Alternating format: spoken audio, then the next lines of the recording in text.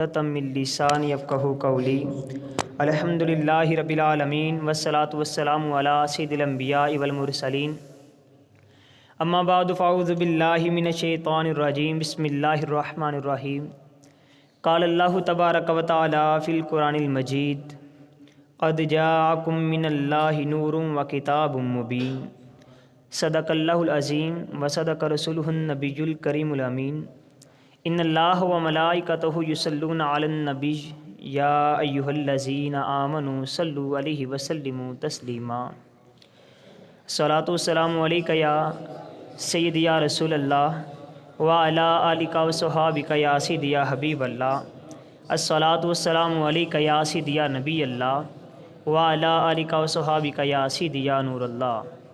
اللہ تبارک و تعالی جل شانہ و عما نوالہ کی حمد و ثنا اور اس کے پیارے حبیب حضور سرور کائنات مفخر موجودات زینت بزم کائنات دستگیر جہاں غم گسار زماں سید سروراں حامی بے کساں قائد المرسلین خاتم النبیین احمد مجتبیٰ جناب محمد مصطفیٰ صلی اللہ علیہ وآلہ وبارک وسلم کی بارگاہ بے کس پناہ میں ہدیہ درود و سلام عرض کرنے کے بعد اللہ تعالیٰ کے فضل و توفیق سے ہم سب کو ادارہ سفینۃ الاسلام کے زیر اہتمام اس ماہانہ نشست میں شب داری کی نشست میں شرکت کی سعادت حاصل ہو رہی ہے۔ رب کی بریہ ہم سب کا یہ عمل اپنی پاک اور بلند بارگاہ میں قبول اور منظور فرمائے۔ اللہ تبارک و تعالیٰ ہم سب کی دلوں کی ویراں بستیوں کو آباد فرمائے اور ہم سب کو مدینے کا مسافر بنائے۔ حضرات گرامی، عراق کی سرزمین ہے، اللہ تبارک و تعالیٰ نے وہاں پہ اپنے پیارے حبیب حضرت ابراہیم علیہ السلام کو پیدا فرمایا۔ جب تھوڑا سا وقت گزرتا ہے، آپ جوان ہوتے ہیں، تو آزر جو کہ ان کا چچا تھا ان کو کہتا ہے کہ اب آپ بڑے ہو گئے ہیں، لہٰذا کاروبار میں تھوڑا سا حصہ ڈالیں۔ تو چلتے ہیں آپ، ان سے کہا جاتا ہے کہ آپ جا کے آپ دیکھیں کہ آپ کا خدا کون ہے، آپ ریسرچ کریں۔ تو آپ کہتے ہیں ٹھیک ہے، میں دیکھتا ہوں میرا خدا کون ہے، مجھے بتاؤ۔ لوگوں نے کہا آپ چاند کو دیکھیں، یہ آپ کا خدا ہے، سورج کو دیکھیں، یہ آپ کا خدا ہے۔ تو قرآن پاک نے اس کا ایک خلاصہ، اس کا ایک جو منظر کشی کی ہے قرآن پاک نے، وہ آپ کے سامنے پیش کروں گا۔ اللہ تبارک و تعالیٰ فرماتا ہے وَإِذْ قَالَ، اور یاد کرو جب کہا ابراہیم علیہ السلام نے لِأَبِيهِ، اپنے باپ یعنی اپنے چچا آزر سے، أَتَتَّخِذُ أَصْنَامًا آلِهَةً، کیا آپ ان بتوں کو معبود بناتے ہو؟ إِنِّي أَرَاكَ وَقَوْمَكَ فِي ضَلَالٍ مُبِينٍ، بے شک میں تمہیں اور تمہاری قوم کو سری گمراہی میں مبتلا دیکھتا ہوں۔ وہ کون سی ایسی چیز تھی کہ اللہ تبارک و تعالیٰ نے حضرت ابراہیم علیہ السلام کے باطن میں یہ چیز عطا فرمائی کہ آپ اس حالت میں بھی حق اور باطل کی تمیز کر رہے ہیں؟ مجھے کہنے دیجئے، وہ کوئی اور نہیں تھا، وہ نور محمد ہی تھا۔ وہ نور محمد ہی تھا جس نے یہ کہہ دیا کہ جن چیزوں کی تم پوجا کر رہے ہو یہ بت کچھ نہیں کر سکتے۔ تو وہ کس چیز نے حق و باطل کی تمیز عطا فرمائی؟ یہ نور محمد ہی تھا۔ پھر آگے کہا جاتا ہے وَكَذَلِكَ نُرِي إِبْرَاهِيمَ مَلَكُوتَ السَّمَاوَاتِ وَالْأَرْضِ وَلِيَكُونَ مِنَ الْمُوقِنِينَ، اور اسی طرح ہم نے ابراہیم علیہ السلام کو آسمانوں اور زمین کی تمام بادشاہتیں دکھائیں، اور یہ اس لیے کہ وہ عین الیقین والوں میں سے ہو جائیں۔ اب منظر کیسا ہے؟ پوری محفل سجی ہے اور بلایا جاتا ہے فَلَمَّا جَنَّ عَلَيْهِ اللَّيْلُ رَأَىٰ كَوْكَبًا، پھر جب ان پر رات نے اندھیرا کر دیا، رات چھا گئی، تو انہوں نے دیکھا ایک ستارہ، تو کہا قَالَ هَٰذَا رَبِّي، کیا یہ میرا رب ہے؟ فَلَمَّا أَفَلَ قَالَ لَا أُحِبُّ الْآفِلِينَ، کہا پھر جب وہ ڈوب گیا تو اپنی قوم کو سنا کر کہنے لگے میں ڈوب جانے والوں کو پسند نہیں کرتا، یعنی کہنا یہ چاہ رہے تھے کہ ڈوب جانے والا خدا نہیں ہوا کرتا۔ دوسری نے نشانی ستارے کو چھوڑ کے کہا یہ دیکھو چاند، یہ زیادہ چمکتا ہے، اس کو دیکھو۔ فَلَمَّا رَأَى الْقَمَرَ، جب قمر کو دیکھا، چاند کو دیکھا، بازغاً چمکتے ہوئے، قَالَ هَٰذَا رَبِّي، پھر پوچھا کیا یہ میرا رب ہے؟ فَلَمَّا أَفَلَ، پھر وہ بھی ڈوب گیا. کالا لائن لم یہدنی ربی لاکونن من القوم الضالین.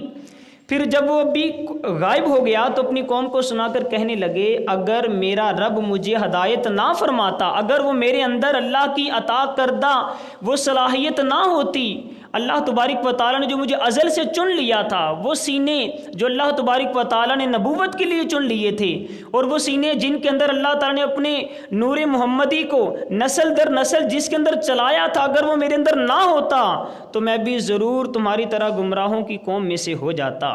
پھر تیسری نشانی فلما رأى الشمس، پھر جب کس کو دیکھا؟ سورج کو دیکھا، بازغۃً چمکتے ہوئے. قالا ھذا ربی، کیا یہ میرا رب ہے؟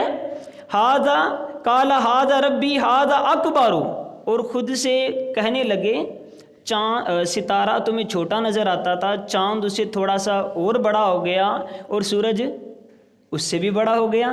تو کہا قالا ھذا ربی ھذا اکبر، کہ یہ میرا رب ہے، یہ تو اس سے بڑا ہے. فلما افلت، پھر وہ بھی ڈوب گیا، ستارہ بھی ڈوب گیا، چاند بھی ڈوب گیا، اب سورج بھی ڈوب گیا. کالا یا قومی، اے میری قوم، انی بریئن، میں دستبردار ہوں، میں بری الذمہ ہوں، مما تشرکون، ان سب چیزوں سے جن میں تم شرک کرتے ہو. اور بعد میں علل اعلان کہا انی وجہت وجہیا للذی فطر السماوات والارض حنیفا وما انا من المشرکین، بے شک میں نے اپنا رخ ہر سمت سے ہٹا کے یکسوئی سے اس ذات کی طرف پھیر لیا ہے جس نے آسمانوں اور زمین کو بے مثال پیدا فرمایا، اور جان لو کہ مشرکوں میں میں نہیں ہوں. اب یہ زمانہ گزرا، حضرت ابراہیم علیہ السلام کے اوپر ایک بڑا زبردست ایک سٹائل تھا، پوری قوم کے سامنے ایک بڑا زبردست ایک منظر تھا جو قرآن نے پیش کیا.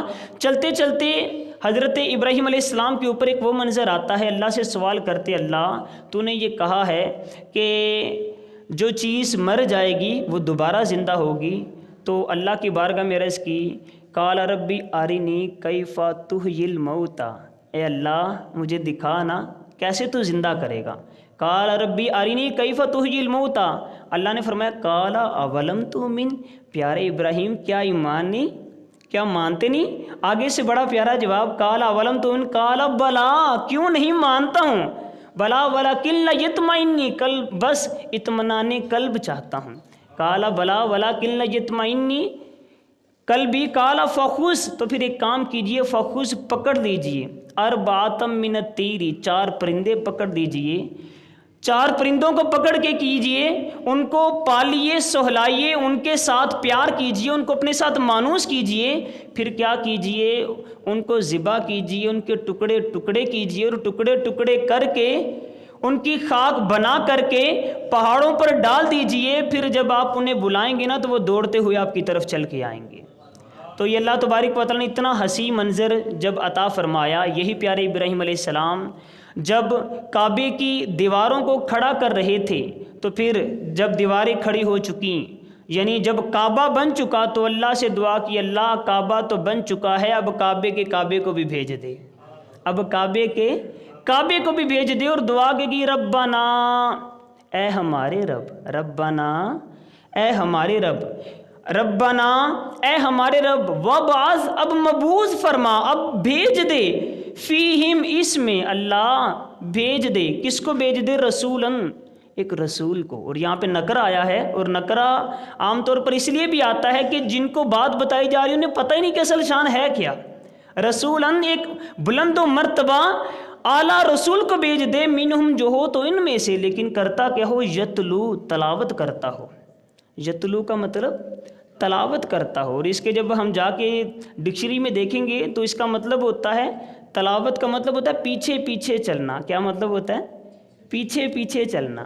تو وہ کیا کریں؟ اللہ کے حکم کے پیچھے پیچھے چلیں، اور جن کو پڑھائیں گے وہ بھی ان کے پیچھے پیچھے چلیں گے، یتلو علیہم آیاتک، وہ تیری آیتوں کے پیچھے پیچھے چلنے والے ہوں گے، تیری آیتوں کی تلاوت کرنے والے ہوں گے، وَيُعَلِّمُهُمُ الْكِتَابَ، اور کتاب کا علم دینے والے ہوں گے، بتانے والے ہوں گے، رولز اینڈ ریگولیشن سب کے سامنے رکھنے والے ہوں گے، تجارت ایسے کرنی ہے، کاروبار ایسے کرنا ہے، کھیتی باڑی ایسے کرنی ہے، وَيُعَلِّمُهُمُ الْكِتَابَ وَالْحِکْمَةَ، اور دانائی والی باتیں کرنے والے ہوں گے، دانائی کی باتیں بتانے والے ہوں گے، وزڈم دینے والے ہوں گے، وَيُزَكِّيهِمْ، اور تزکیہ کرنے والے ہوں گے، جو نفس کی گندگیاں ہیں ان کو پاک کرنے والے ہوں گے، اللہ ان کو بھیج دے، اِنَّكَ، بے شک تو، انت العزیز الحکیم، بے شک تو غالب بھی ہے اور حکمت والا بھی ہے۔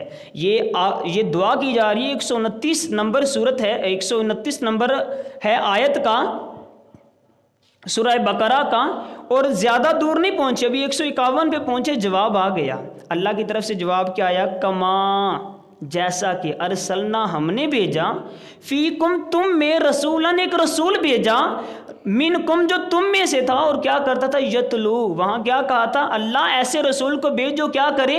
تلاوت کرے۔ تو یہاں کیا کہا؟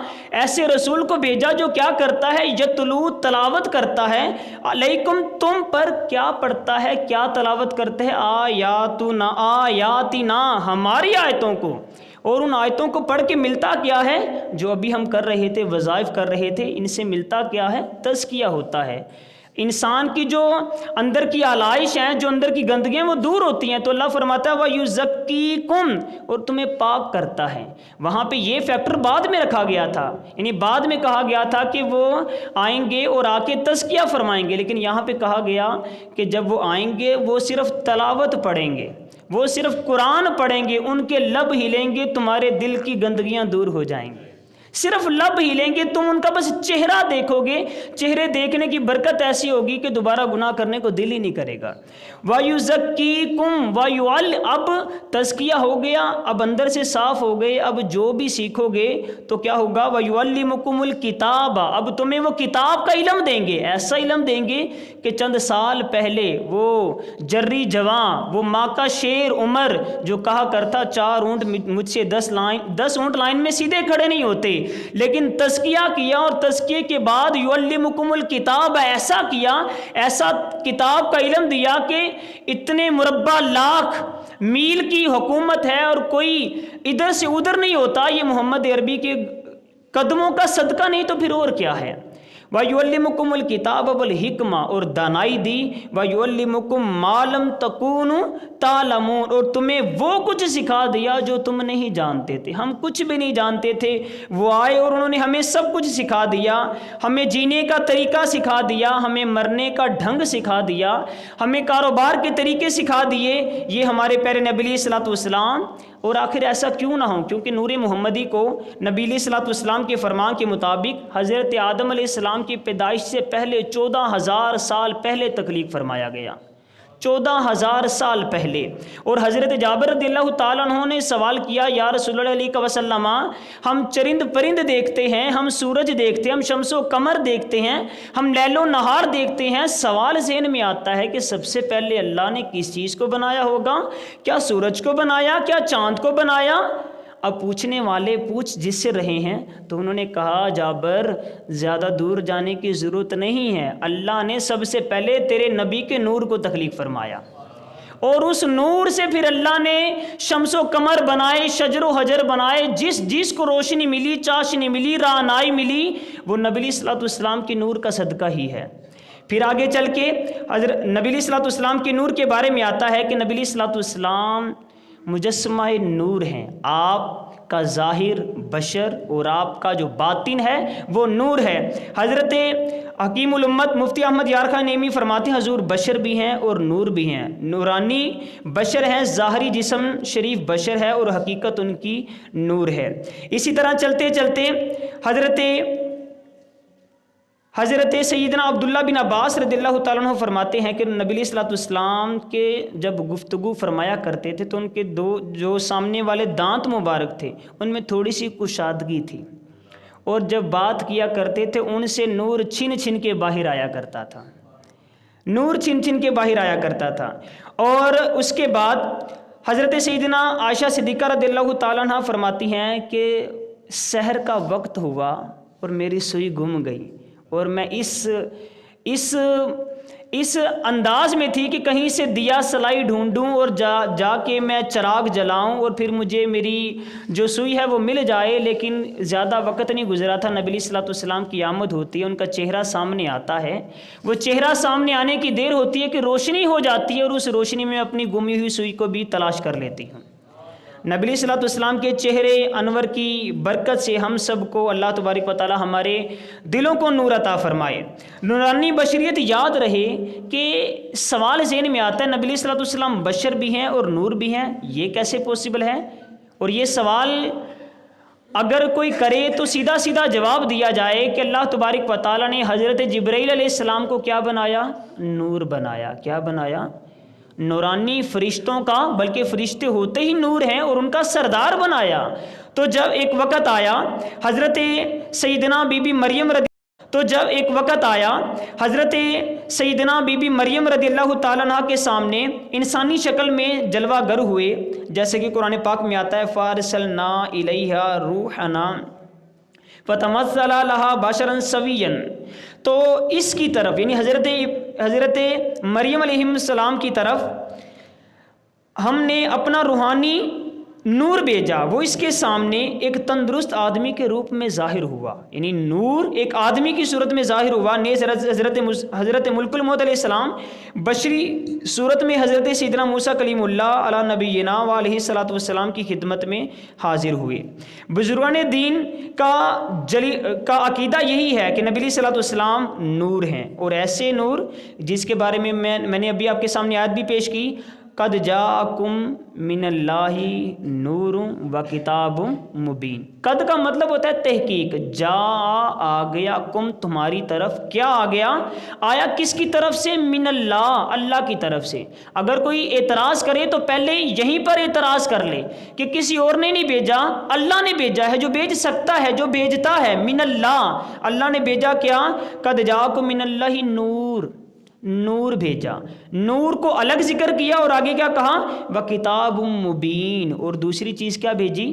کتاب مبین بھیجی، ایسی روشن کتاب بھیجی کہ جس کو پڑھ کے ہم اپنی زندگیوں کو سدھار سکتے ہیں۔ تو نور الگ، کتاب الگ، ان کا الگ الگ جب تذکرہ ہوا تو امام ابو جعفر محمد بن جریر طبری رضی اللہ تعالیٰ عنہ بولے، امام ابو محمد حسین بغوی رحمۃ اللہ تعالیٰ علیہ بولے، امام فخر الدین رازی بولے، امام ناصر الدین عبداللہ بن عمر بیداوی بولے، امام ابو البرکات عبد الحنصفی بولے، عبد الحسن علی بن محمد خازن بولے، امام جلال الدین سیوطی بولے، ان سب نے بول کے ایک ہی بات کہی کہ اس آیت نور میں جو نور کا ذکر ہے یہ نبی علیہ الصلوۃ والسلام کو مخاطب کیا گیا ہے، یہ نبی علیہ الصلوۃ والسلام کے بارے میں بات کی گئی ہے۔ نور الگ ہے اور کتاب الگ ہے۔ حضور کرم صلی اللہ علیہ وآلہ وسلم کا سایہ سورج اور چاند کی روشنی میں زمین پر نہیں پڑتا تھا، آپ صلی اللہ علیہ وآلہ وسلم نور ہیں۔ اللہ تبارک و تعالیٰ ان کی اس نورانی شخصیت کے صدقے سے، اللہ تعالیٰ ان کے نور کے صدقے سے ہم سب کے روحوں کو، ہم سب کے دلوں کو نور عطا فرمائے، اور جو کتاب نور کی باتیں ہم سیکھتے ہیں اللہ تعالیٰ ہم سب کو اس پر عمل کرنے کی توفیق عطا فرمائے کہ نور والا آیا ہے، نور لے کر آیا ہے، سارے عالم میں یہ دیکھو کیسا نور چھایا۔ اللہ تبارک و تعالیٰ ہم سب کو عمل کرنے کی توفیق عطا فرمائے۔ وما علینا الا